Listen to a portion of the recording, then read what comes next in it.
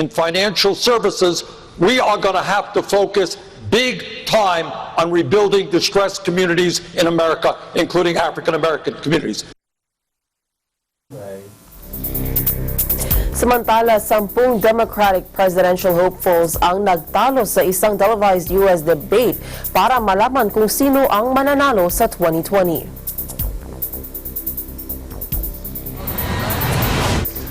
Ng kanilang mga kasamahan sina Elizabeth Warren at Bernie Sanders sa isang debate sa Michigan. Kabilang sa tinalakay ang healthcare, border policy at kung papaano tatalunin si Donald Trump. 10 pang taga-Democrats kasama sina Joe Biden at Kamala Harris ang magdedebate. Sino man ang magwawagi sa Democratic presidential nomination ay inaanunsyo sa party convention sa Hulyo ng susunod na taon. Ang presidential election naman ay magaganap sa November 2020. Let's be clear about this. We are the Democrats. We are not about trying to take away health care from anyone. That's what the Republicans are trying to do. And we should stop using Republican talking points in order to talk with each other about how to best provide that health care. Folks, we have a choice.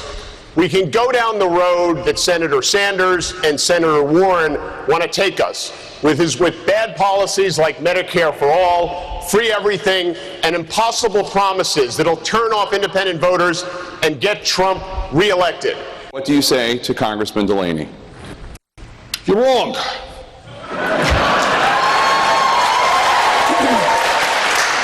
Right now, we have a dysfunctional health care system. 87 million uninsured or underinsured. 5 minutes away from here, John, is a country. It's called Canada. They guarantee health care to every man, woman, and child as a human right. They spend half of what we spend. And by the way, when you end up in a hospital in Canada, you come out with no bill at all. Health care is a human right, not a privilege. I believe that. Sa ibang balita, iaanunsyo ng Amerika sa susunod na linggo ang pagbabago sa sanctions waivers para sa 5 nuclear programs ng Iran. Ayon sa Washington Post, dito pinapayagan ng Russia, China at mga bansa sa Europa na ipagpatuloy ang civilian nuclear cooperation sa Iran. Kinatigan din ni President Donald Trump sa kanyang Oval Office meeting noong nakaraang linggo si Treasury Secretary Steven Mnuchin na nagsabing dapat reviewin ang waivers dahil na rin sa pagtutol ni Secretary of State Mike Pompeo at National Security Advisor John Bolton. Ayon pa sa report, maaari namang ipawalang bisa ang mga waiver anumang oras.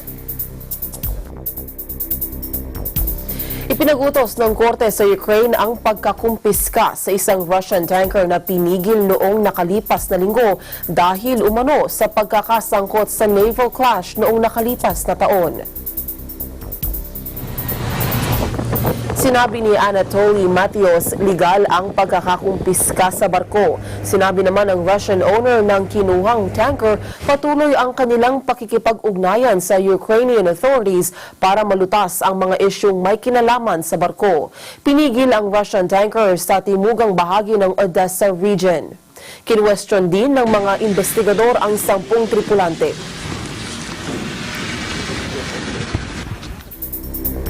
Ipinag-utos ng mga otoridad sa Sudan ang pagsususpindi sa klase sa buong bansa dahil sa demonstrasyon para tutulan ang pagpatay sa 6 na nagpoprotesta kabilang ang 5 estudyante sa isang rally sa Central Town.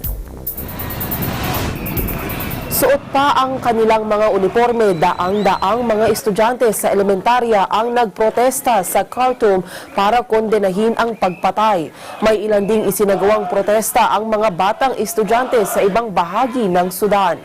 Nasa 5 high school students ang binaril at napatay habang 6 na po ang sugatan sa kanilang protesta dahil sa kakulangan ng fuel at tinapay. May isa pa ang namatay na sinasabing nagtamo ng tama ng bala sa ulo na pinaniniwala ang kagagawan ng mga sniper. دايرينها مدنيه والمدنيه هي اللي هتحقق لنا القصاص للشهداء دول. كل يوم بيموت مننا زول، نحن دايرين قصاص، دايرين لجان محايده، دايرين لجان تحقيق محايده، يا حبذا لو كانت دوليه. لانه نحن بنصرف الغطاء بتاعنا وبس. كل يوم بيموتوا عندنا ناس، الليله ماتوا من البيض طلعوا عشان يعبروا عن الراي. طلعنا عشان رفضا لمثل هذه الاشياء التي بتحصل معنا كسودانيين، ونسبة لخداع المجلس العسكري الانقلابي، وكل مطالبنا كثوار تسليم السلطة دون شروط أو قيود.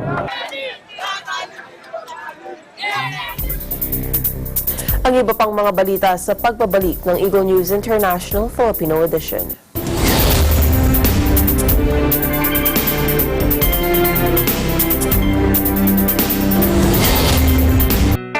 Health is our most important asset, and it should always be a constant effort to seek ways to take care of it. That includes professional medical help from the best available. The Manila-Beijing Medical Associated Incorporated is known as one of the most specialized centers in medical services, backed by several experienced physicians in Chinese medicine. At an accuracy rate of 98%, countless patients who visited Manila-Beijing Medical Associated Incorporated have already been treated and cured. Marami ko ospital na napuntahan, pero wala rin nangyayari. Somebody introduced me to Manila-Beijing Medical Associated. After 2 treatments, gumanda ang pakiramdam ko.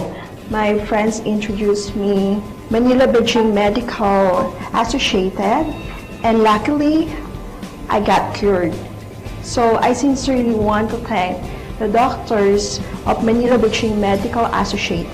For the past 30 years, ang dami ko nang na-take na mga gamot, nothing happened to me. So until one my friend introduced me to Manila-Beijing Medical Associated, you know what? All my illness was cured. For any health problems or incurable diseases, you can visit Manila-Beijing Medical Associated Incorporated, located at 843B Sabino Padilla Street, Binondo, Manila. A travel and history shows makes history.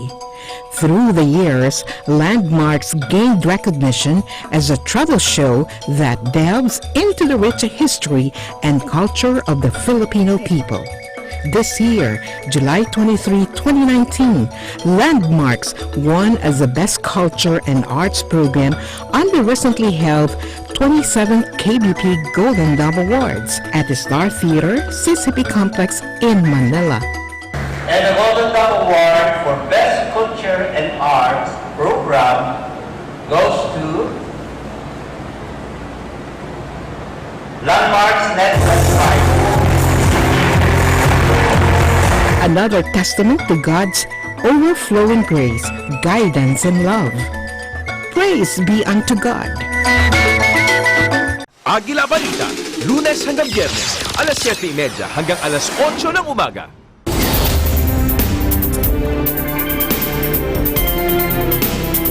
Naglunsad ang North Korea ng multiple identified projectiles matapos paliparin ng 2 ballistic missiles bilang babala sa South kaugnay sa planong joint military drills sa Estados Unidos. Sa panayam ng media, sinabi ng opisyal ng South Korea na ilang bilang ng projectiles ang pinalipad sa Wonsan area na nasa East Coast. Aniya, hindi pa batid kung gaano kalayo ang inilipad ng missile at kung may paghahanda sa susunod pang paglulunsad nito. Wala pa namang inilabas na statement ang Pyongyang ukol sa issue.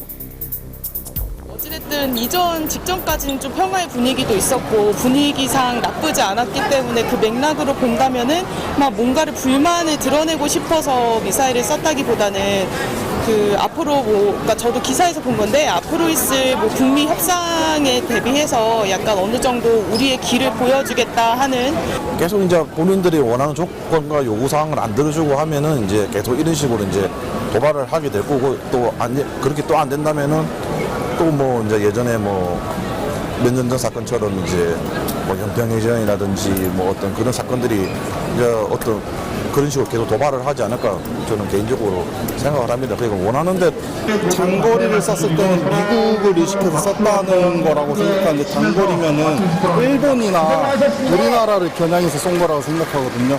아무래도 일본이랑 우리나라는 미국이랑 이제 밀접한 동맹 관계이기 때문에 그거 대해서 어느 정도 불만을 표시한 것 같고 이제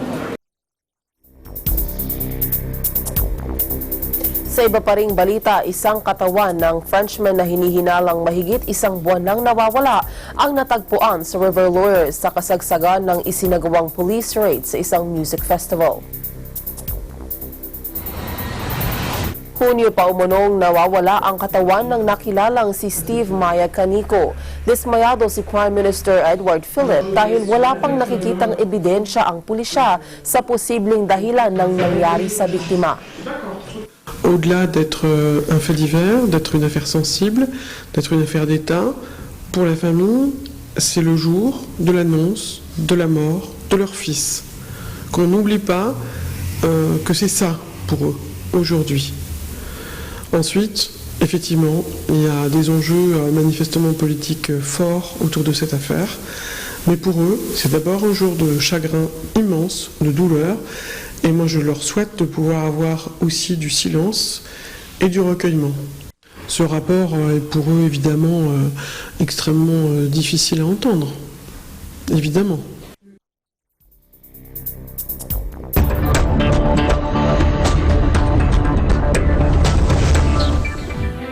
Nagsagawa ng kauna-unahang harapang pag-uusap ang mga Chinese at US negotiator para matigil na ang trade war. Ngunit na overshadow ng Pangulo sa Shanghai sa pagbatikos ni President Donald Trump sa pamamagitan ng kanyang Twitter. Ayon kay Trump, nakikipagnegosasyon ang kanilang grupo sa Beijing pero laging binabago ng China ang kasunduan para sa kanilang benepisyo. Kapwa nagpataw ng punitive tariffs ang Washington at Beijing sa isa't isa na nasa $360 billion. Dahil dito sa demand ng US at China na pigilan ng umano'y pagnanakaw ng American technology at magkaloob ng pantay na playing field sa mga kumpanya ng Amerika. Sina US Trade Representative Robert Lighthizer at Treasury Secretary Steven Mnuchin ang nakipagpulong kay Vice Premier Liu He Miyerkules ng umaga. Samantala, kinumpirma ni US Commerce Secretary Wilbur Ross na mayroong free trade agreement ang Estados Unidos sa Brazil. Ngunit nagbabala siyang hindi dapat maapektuhan ng kasunduan sa pagitan ng European Union at Mercosur countries sa Estados Unidos. He wants a trade agreement with Brazil. So I think he did that to make my visit more enjoyable here. But it also really has its roots in the conversations between him and President Bolsonaro. So that's the most tangible sign of something to come. We never concluded the bilateral investment treaty between Brazil and U.S.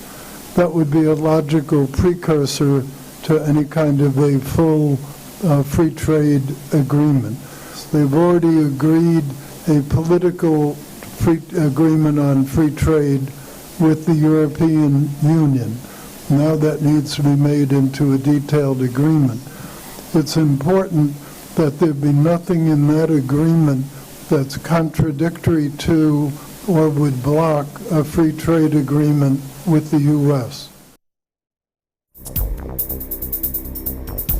Sinabi ng isang currency analyst na ang isa sa naging dahilan ng pagbagsak ng value ng pound ay ang pag-angat ng no-deal Brexit rhetoric ni Boris Johnson at ng kanyang gobyerno. In anticipation of Boris Johnson actually winning that leadership race, we've seen the pound falling quite considerably over the last couple of months. So some may have expected that that would actually soften up a little bit and that we may actually see a bit of a bounce in the pound. But it seems that this hard Brexit, no-deal Brexit rhetoric, which we're seeing not just from Boris but from his entire team, has really caused some sensitivity in the market. He clearly wants to send this message to the markets and to Europe. We're being very serious about this no-deal Brexit planning. This is the option and we are leaving on the 31st, and maybe traders just didn't quite expect this this to come in such a significant way so quickly after his appointment.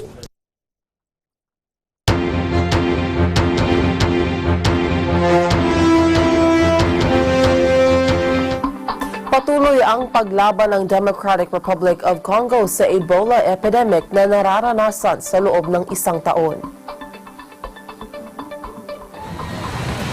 Nasa 1,790 na katao na ang namatay dahil sa hemorrhagic virus mula nang maitala ang unang record noong Agosto ng nakalipas na taon. Ito na ang itinuturing na second highest death toll mula sa outbreak ng Ebola history. Bagaman may kampanya para labanan ang sakit na suportado ng United Nations at international donors, nahihirapan ang mga doktor na mapigilan ang epidemya dahil sa kawalan ng tiwala, pamahiin at ang pag-atake ng militia.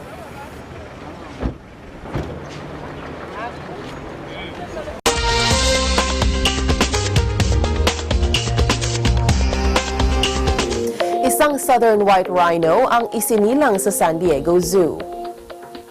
Tinawag itong historic milestone ng mga eksperto dahil pinaniniwala ang makakatulong ito upang isalba ang subspecies mula sa extinction ng kanilang lahi. Sa pamamagitan ng artificial insemination ay naging matagumpay ang pagsisilang sa white rhino.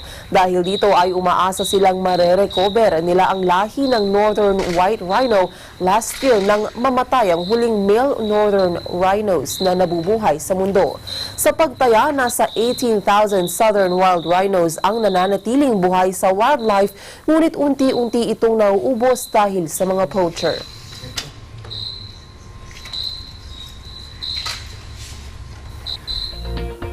Oldest lighthouse na matatagpuan sa France, nominado sa listahan ng UNESCO World Heritage Site. Si Cez Alvarez sa detalye.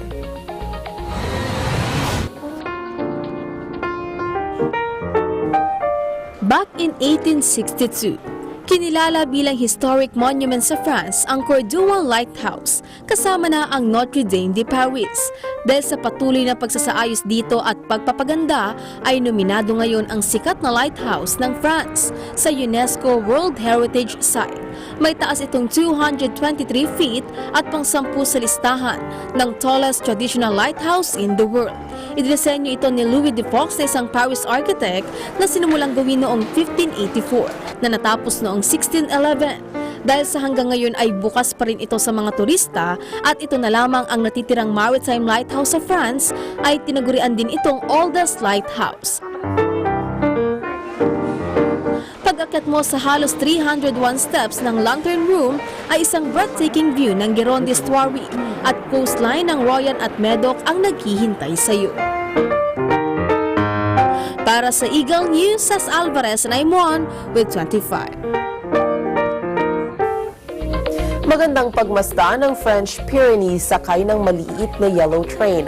Ang Pyrenees ay linya ng mga kabundukan sa timog kanluran ng Europa na nagsisilbing natural border sa pagitan ng Spain at France. Kaya naman ang alok ng tren sa mga pasahero nito ang kaaya-ayang tanawin sa mga kabundukan.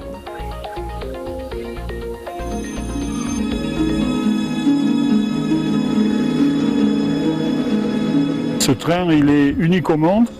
Il traverse l'ensemble de notre montagne en partant de Villefranche jusqu'à la Tour de Carole et avec une halte importante sur Font-Romeu. Au départ, il y a une partie un petit peu plate, on va de village en village et puis petit à petit on monte dans la montagne, on est un petit peu à flanc de montagne.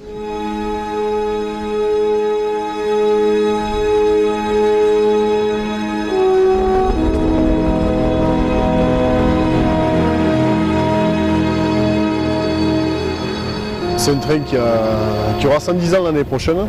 C'est un matériel historique avec des rénovations successives qui ont été faites en 1950 et en 85. Moi, ça fait 10 ans que je conduis le train jaune. Je suis toujours émerveillé, quoi, en fait, tout au long de l'année, à voir des choses que même au bout de 10 ans, j'avais pas vues ou des choses qui ont changé même, je dirais. Quand on monte en voiture à partir de Thuès-les-Bains, hein, on monte la voiture, si on a la chance qu'il soit là, qu'il traverse, on a l'impression de rêver. C'est une petite chenille qui est sur un sapin là, qui passe. On a l'impression de rêver, ou pour les petits garçons, c'est le train électrique de leur enfance.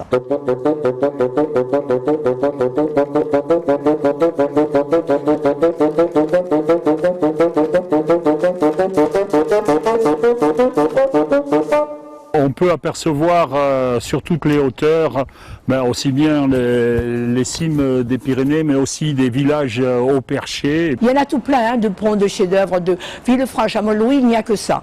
Des ponts, des chefs-d'œuvre, donc ce sont surtout les deux plus importants, le pont Séjourné, le pont Gisela.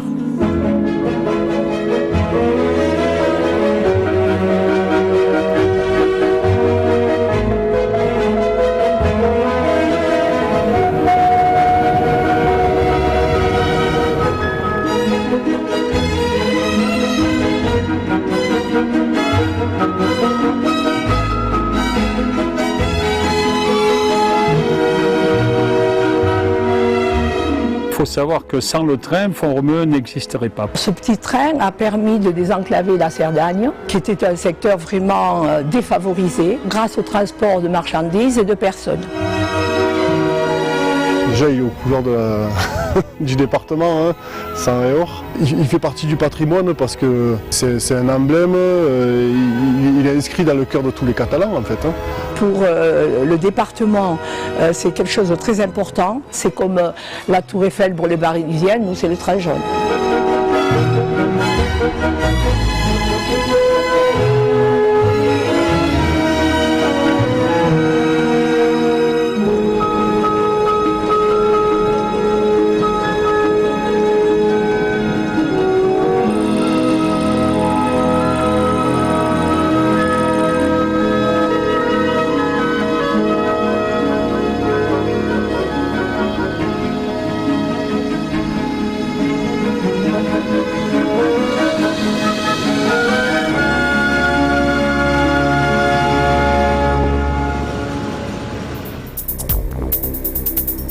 At yan ang kabuuan ng mga balita mula sa iba't ibang bansa. Eagle News International Filipino Edition. Sa pangalan ng mga bumubuo sa Eagle News Service, ako po si Maricar Velasco and I am 1 with 25. Susunod ng Agila Balita.